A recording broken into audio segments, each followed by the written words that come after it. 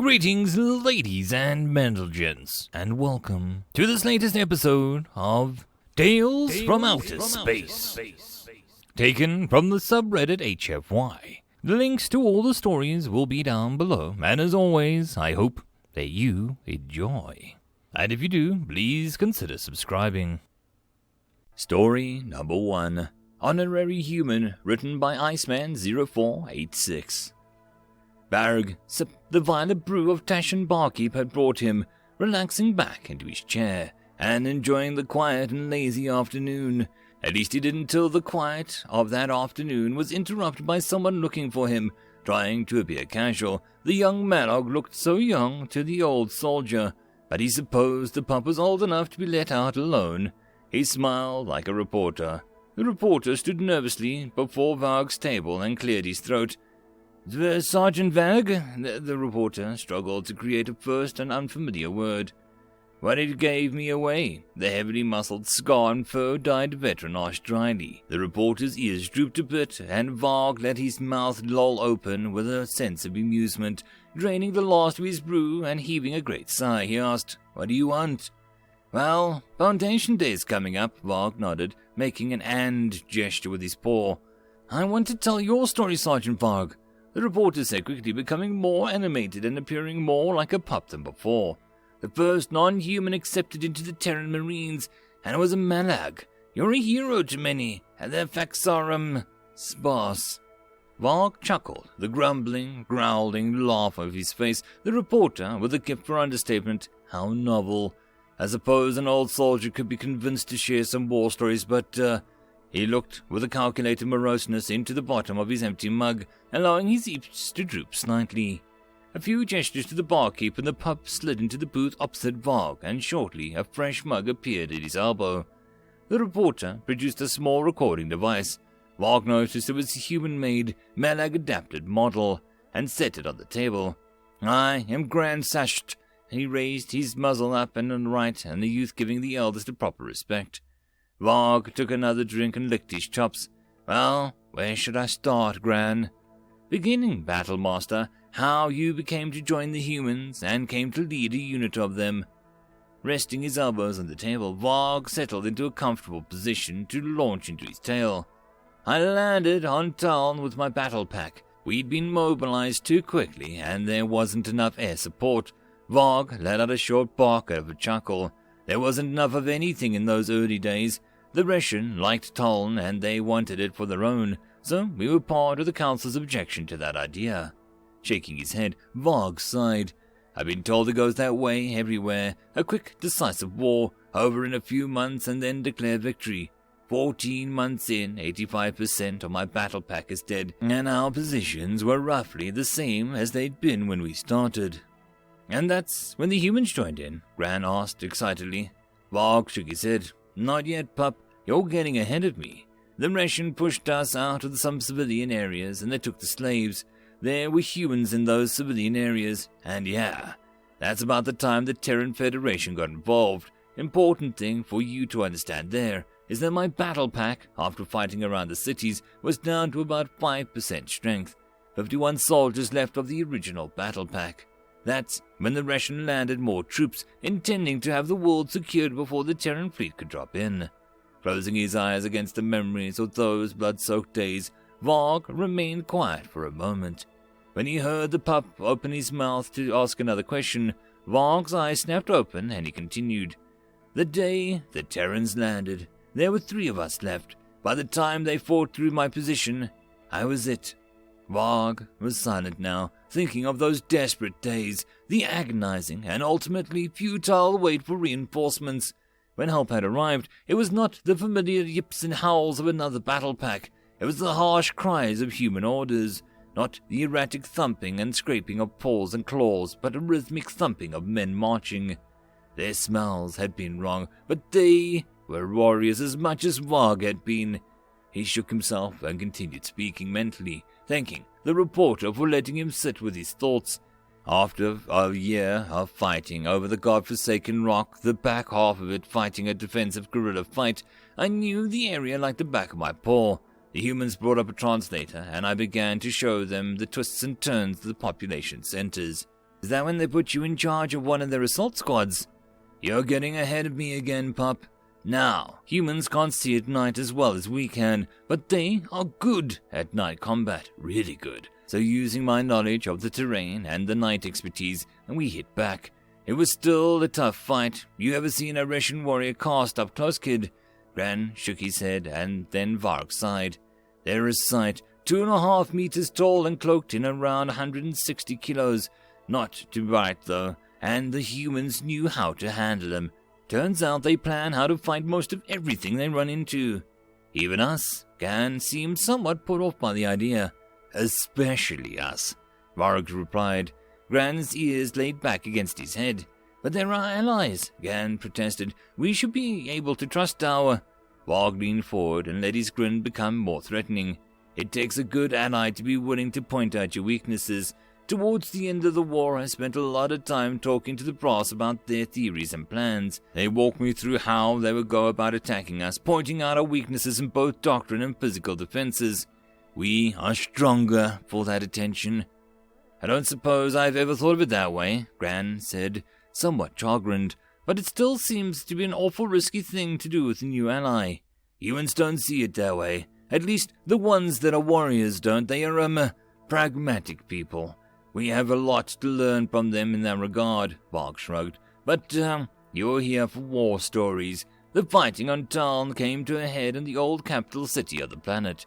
We took more casualties there than in the rest of the campaign, but it only took us a week to push the Russian out and force a surrender from them once their fleet got kicked out of real space. The CEO of the Terrans that I was with, Colonel Mulvane, gave me an option of tagging along with them as they moved to engage the Russian elsewhere, or letting me head home with the civilians. The Bassa rumble made the surface of his beer ripple escaping from the veteran. I had the memory of my battle pack in mind. I went with the humans to fight more. Taking another long drink from his mug, Varg gathered his thoughts. He hadn't told this entire story before. Ancestors, he didn't remember the entire story. The battle seemed to run together now, so many, now long ago. Humans don't fight like we do. When we deploy a battle pack, that is where the battle pack is. In 6 months, we conducted 13 combat drops and saw more than 30 firefights. Gan gaped at that number. And then, pup, they sent us on a vacation. What? Brannon asked. A vacation? In the middle of a war, they stopped their attacks. They didn't even slow the pace. But they sent me and my unit, and they cycled more men in. Humans have fought wars lasting decades. Did you know that they have a war in their history called the 100 Years' War? Anyway, they have figured out and perfected the art of making sure that the men get the rest that they need. Tapping his chest and his arms, the veteran indicated a dyed portion of his fur. That's where I got these. They gave us R&R in the Forest 3, and I have no idea where the squad found the fur dyer, and it couldn't have been more than 50 meleg on the planet. So, I have no idea what the female did in her free time. I was told that after many combat drops, I was officially a Terran Marine whether I was a human or not. Leaning over to inspect the eyes, Gran asked, I recognize this. This is a battle pack insignia. What is this? It looks like some kind of bird there. It's the insignia of the Terran Marines, which they adapted from one of their own leading nations before they truly had spaceflight.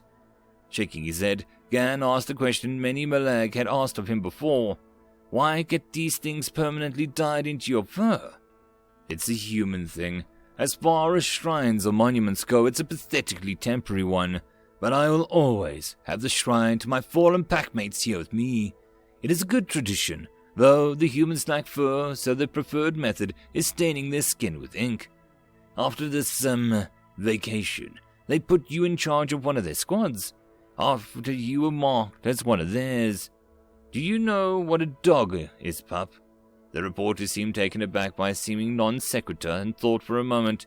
I don't think so. They are quadrupedal carnivores that co-evolved alongside humans. One of the two common carnivores that they keep as pets, companions, and helpers. They keep not one, but 2 carnivores as pets. Those are the most common, but there are others. Humans will adopt anything, Varg nodded. There are some thinkers that believe that without dogs, humanity would have developed along a different path. and that dog ancestors, the wolf, did a great deal to demonstrate the human in the beginning. Taking another drink, he continued, "Anyway, humans have taken dogs with them to war for, well, millennia at this point. Corporal Ramirez, my translator, somewhere along the way got put down into the official records as my handler, not my translator," Mark shrugged. "I think it started as a bit of a practical joke on the part of the quartermaster." "I don't understand," the reporter began, and then Varg cut him off, smiling. "Our species, pup, strongly resembles wolves and dogs. The quartermaster thought it would be amusing to present me as my own collar and a leash." Grandin's lips peeled back in a snarl.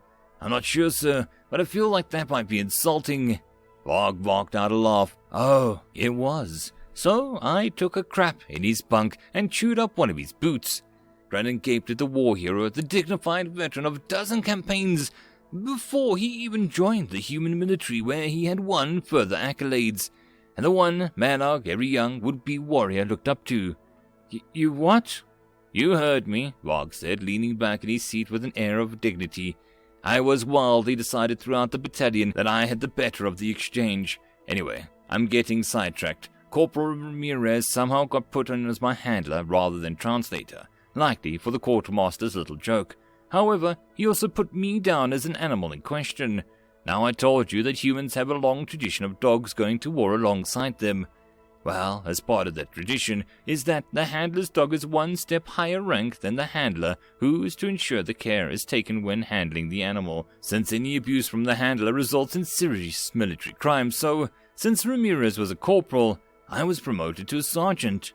With a slow, deliberate hand, Gran turned off the recorder and placed it before him. "You mean to tell me that the humans made you a commander of one of their squads by accident?" Varg grinned at him. "You mean that respect of the Terrans gave the Melag was a bureaucratic mix-up? This is the event that opened negotiations of the foundation of the Federation." Gran was faster now, and his volume rising as Varg couldn't help but laugh. "The LT knew, the captain knew, the colonel knew. Ancestors, I'd be surprised if the admiral didn't know what I was no simple dog." Varg looked at the young reporter and narrowed his eyes. "Did you do any research in the human media about me?" When Gan shook his head, he received a reproving look. "I know I gave them a few interviews. They wanted me to do some kind of tour for their more populated worlds. Why? Remember when I told you that they do things differently? Well, guess when they put their best warriors, the most dedicated veterans." Gan paused, then answered in the air as someone who knew that they were saying something wrong. "In an elite unit?" Varg chuckled. "I asked what the humans did, not what we did. No, you'll find them well behind the lines. You'll find them in their offices, schools, and in the training camps. They take their best and have them training the next generation of soldiers. The green soldiers come along with more training than many veteran Melag, and it shows. Their officers are flexible of mind and do not fear to act independently.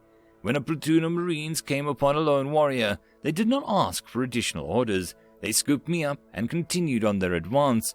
When I demonstrated that I could be an asset, they did not wait for clearance from the battle master to engage the enemy. They went to battle." "Sounds reckless." "It's what they trained for." Varg set his mug down on the table and waved for the barkeep off.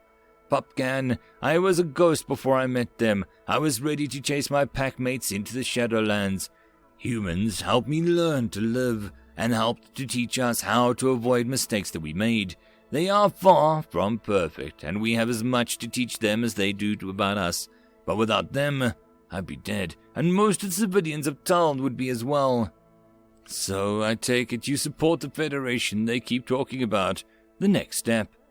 Varg tapped a final die depiction on his chest. It showed a wolfish outline of a man-egg within and an outline of a human. "After the war, after the Resh sued for peace, and once the humans and our battle packs had taken 13 of the worlds from them, Admiral Shenzhou told me, with my enlistment into the Terran Marines, that I was an honorary human, that I had the rights and citizenship of the Terran Federation waiting for me if I wished them." He looked down at his paws and sighed. "I don't know that our people could have done that, but as the first human Malag, I hope that we can learn how." End of story. And that, my friends, concludes this video I hope that you enjoyed. If you did, please consider supporting the author from the link down below. Otherwise, if you wish to support this channel, there are numerous ways to do so, like liking, subscribing, and possibly even becoming a patron. Otherwise, the easiest way would be to share. And until the next video, I hope that you all have a good one, and I'll see you then. Cheers.